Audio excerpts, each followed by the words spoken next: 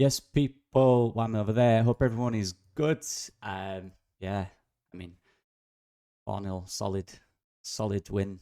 There's some things I want to talk about though in the game. I like some things I want to get into and discuss deeper because I have to do that. This won't be too long at all. Don't worry about that. But anyway, start with the goalkeeper, shall we? 6.5 is fine. It's difficult, man. Honestly, playing in wins like that is horrid for anyone. I hated it. I absolutely hated it. It's horrid, man. You can't do half the things you want to because the ball won't go where you need it to. It's vile, but yeah, did fine. He came out for a few punches. He dealt with anything. Didn't really put it on us, did they? To be honest, but yeah, solid. The centre backs, and I just want to say, isn't it great to see Ampadu starting? Did say if this is a game that you're gonna potentially bring him in, this might be the one if he's fit enough. And clearly he was. He got through the game. He got through the game relatively comfortably. Weren't much of a threat really, but it's just good to see Ampadu back on the pitch, and it's kind of cheated 90 minutes out of him earlier than you probably expected with Strout being injured. So yeah, all good, all good. Hopefully he's come through the game all right. I'm assuming he'll be in a little bit of pain because he's not played. God, he played a full 90. Like, just put it in perspective, people. He's not played relatively in months. He played a little bit the other day, the week. And he's just played 90 minutes. That's tough. In conditions like that as well, where you run into the wind, yeah. But anyway, he did really well. He looked very solid in there. Be a tougher game at Stoke, and hopefully Pascal's back for that. And maybe Ampadu's got a shouting for midfield, or maybe we'll keep him at the back. Hopefully not, because I like the road on route partnership. I think it's got to stay. But yeah, good. Just good to have him back. Good to have him back. Getting there. Like I said, it's good. This was the game for him. And Rodon, I give a 7. Thought they were both fine. They didn't have too much to do. It's hard to really give a high rating when they're not up against it. You're kind of just asking for, you're kind of just looking for what have they done, right? If they're not done so much, you're not going to give someone a 10. You know, it's when they're tested and they have stuff to do. How do they deal with it? That's what you're kind of looking for. There's 1 or 2 times dived in a little bit. A few silly fouls, got beat a little bit once or twice, both of them. But for the most part, they were all right. Nothing much to do. There's more exciting ones we want to talk about than the centre backs in this game. And there's fullbacks again. Bogle was good again. Goal involvements, he gets them, doesn't he? Whether that goals or assists, he gets them. And this is the side that don't know why it says Max 4, but I've not changed it. It is what it is. Jayden Bogle was good, wasn't he? He got a lot of criticism last game, whereas I don't think he was great. I labelled it down to a bit ineffective. I thought both fullbacks were. I think the game made them ineffective. I don't think it was them. I don't think individually they were bad. I just think they were a bit ineffective last game. In this game again, Sam Byram was relatively solid, decent build-up player, but didn't get too heavily involved as a whole for 90 minutes in the final third as much as potentially that apparently Max Vober did. Apparently Bogle did. So yeah, what can we say? Relatively solid, decent balance. Not really any problems. The opposition wingers or the wide players really relatively solid. But I want to get into the exciting parts now. Midfield. Now, you guys know me. Very good. Let me clarify. On the ball, excellent. Especially for the last kind of 35 minutes. I thought Tanaka and Rothwell, or Tanaka in the last 35, just got that ball and every pass was forced forward. But when I say forced, I mean into feet. Good options. Saying we are going to go forward. We are going to get the 3rd and 4th goal. I want that goal, you know. And in the first half, Rothwell driving forward, keeping that energy high, like I said, in difficult conditions where you could easily slow it down and not really play. He tried to keep the impetus going. He made those last man runs in behind, came to feet, drove with it. I thought he worked really well. And in the second half, Tanaka just dictated the play. He genuinely did. He dictated everything that happened, which is what these guys can do. We know that. Do have 1 or 2 gripes. It's not even gripes. It's what I've personally been saying since they've been in there. There were times in that first half where they didn't read the game defensively when they countered. And I keep saying this, and I'll keep saying it. They're not defensive midfielders in terms of defensive-minded midfielders. They can play there very well, but they're both 8s. Tanaka is excellent deeper on the ball. and he reads the game well when there's a guy in front of him, judging where he's going to play the ball. But when beyond him, they're both not ideal. And this is still where the Ampadu thing comes into it, just to really give that balance, because teams are going to counter us. Oxford tried it 1 or 2 times and they got in. That came centrally. Go have a look. That came centrally. Not necessarily their fault, because that's not who they are. But having an option of an Ampadu in there reads better how the opposition are going to counter. He's very good at it. Very good at it. He recovers so well in those positions. He's almost in the position before it builds, before it starts. He's so good at it.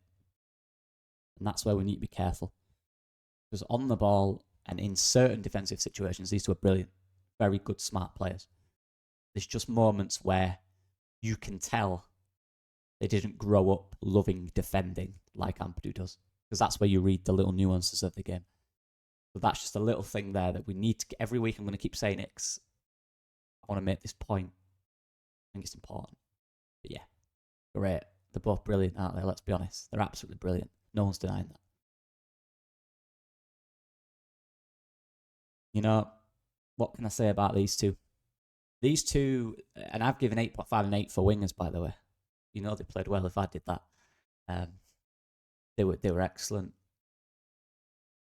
Manuel's got a lot of criticism, I think wrongly, writing him off after about 3 games where he wasn't ideal. I've been saying all season. Sorry, I hate to say I told you so, but he just needs to get sharp. He's really good. The last 2 sub appearances come on, he looked really sharp. He looked sharper than everyone else. He looked quicker. The decision making was improved. Remember what I said at the start and what Farke said? It's about that when he's on the ball, that quick decision making, that confidence to make a decision quickly. He's getting that, or he's almost got it back to peak now. He's so good at retaining the ball. He relatively loses it. He actually completes double the dribbles per game than any other winger on our team. This fact that he just cuts in and passes it, that I've seen many people say, is completely wrong. He doesn't do that. The thing with Manor is he will happily do that, right? He will cut inside a lot more because he's better inside, because he likes intricate build-up play, and he can pass and move between the fullback and the centre-back to create that space, like he did for the goal. Go watch. That's what he does. That's his style of play. He's not a 1v1 winger that likes to go on the outside. He'll do it once or twice a game. But the rest of it is about combinations. He loves combination play. He loves spreading the ball from left to right. He loves that. And when he's off the ball, watch his movement. It's brilliant. He's a different type of player. People criticise people for being different on a football pitch. He's a different type of player. Yes, he cuts inside. That's him. And he's doing it really well. Look at the effect he had today. Goals and assists. Involved in literally almost every goal, if not every goal. He looks sharp now. And I just hope he can keep it up. And I know what people are going to say, because they say this. They don't say this when it's other players, but when it's Manor or, you know, an Aronson, oh, it's only Oxford. It's a championship team, and that's the league he's in. There's not going to be much similar difference between Oxford and the team in mid-table. There isn't. There's not going to be much difference. There's not going to be much difference from a mid-table team to a top team, other than maybe 1 or 2 class individuals. Fact of the matter is, when he's sharp and fit and he's confident, he's better than this league. Hopefully he stays fit, and we'll see that next week going into Stoke. He was excellent today. Decision making was so good. He was relatively clinical. All about that final ball for wingers for me. That's the best wingers in the world. Is that final decision.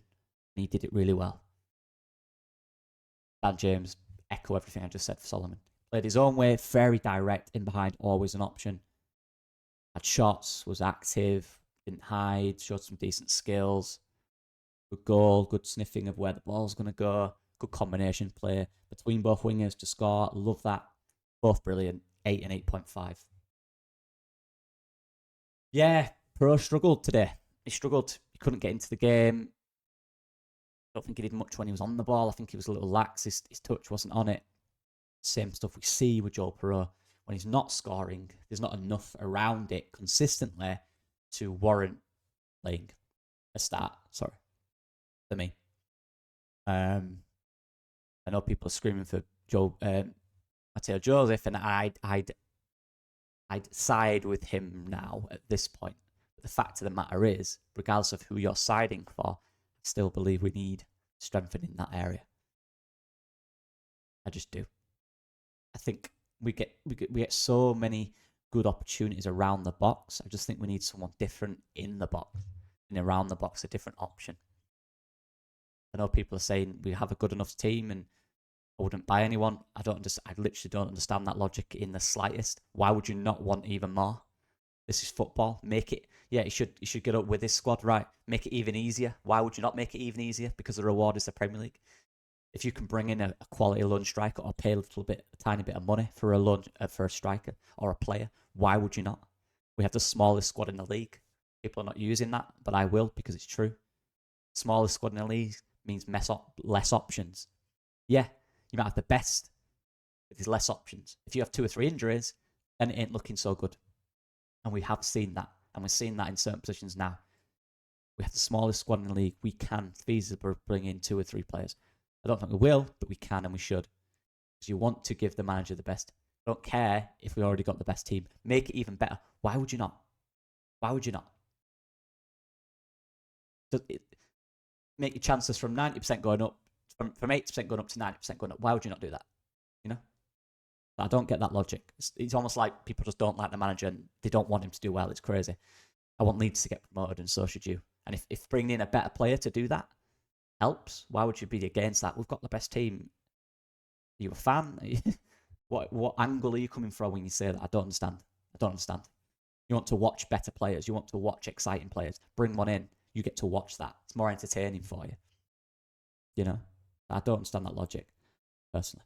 But yeah, Aronson again, bits and bats with what he does as usual, but I actually thought for the most part he was very effective today. He kept a lot of his game relatively simple in that final third. Again, we did a video the other week on the half turn, gets it in that space, turns with it. Decision after the half turn today was better. It was better for me. The passing was crisp, it was quick. He didn't overthink in certain areas. There's still moments he gives the ball away in ridiculous areas, but I thought he looked a lot cleaner on the ball today. Again, involved in the goals. Goals and assists. That's what he needs to do. He needs to consistently do this. The shifting as usual. There's a little more quality and calmness, I thought, about his performance today. He'd give a 7 because there was still stuff he needs to improve on. People won't mention it. They'll look at the one time he passed the ball to their player and talk about that for 20 minutes. Fact of the matter is, there's a lot of things he did really well today. So I'd give him a 7. But yeah, that's the players.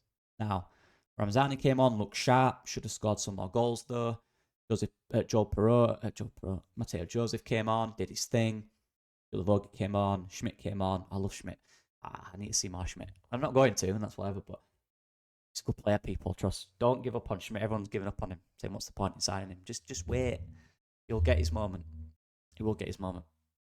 He's a good player. But yeah, let me know what you guys think. I'll see you. I've got an idea in my mind that I'm gonna bring out tomorrow, I think. Or maybe I'll wait till after Christmas. I'm not sure. But it's one I like. Let me know. But yeah, I'll see you guys in a bit. Bye-bye.